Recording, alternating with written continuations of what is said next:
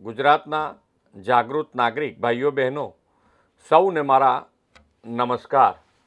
આજે સૌને એક નમ્ર વિનંતી સાથે મહત્ત્વપૂર્ણ સંદેશ આપવા હું ઉપસ્થિત થયો છું। આપણે સૌ જાણીએ છીએ કે તારીખ 26 એપ્રિલે રાજ્યમાં સ્થાનિક સ્વરાજ્યની સંસ્થાઓની ચૂંટણી યોજાઈ રહી છે।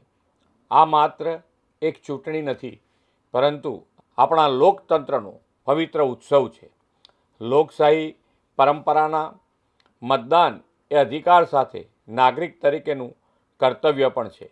તમારા એક મત તમારા શહેર, જિલ્લા અને તાલુકા તથા ગામ અને સમગ્ર સમાજના વિકાસને વધુ ગતિ આપશે।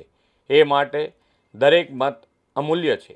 હું રાજ્યના દરેક મતદારોને હાર્દિક અપીલ કરું છું કે 26 એપ્રિલે મતદાન કેન્દ્ર સુધી જરૂર પહોંચો અને મતદાન અવશ્ય કરો। પરિવાર, મિત્રો અને પડોશીઓને પણ મતદાન માટે પ્રેરિત કરો। 100% મતદાનનો સંકલ્પ લઈને લોકશાહીને વધુ મજબૂત બનાવો।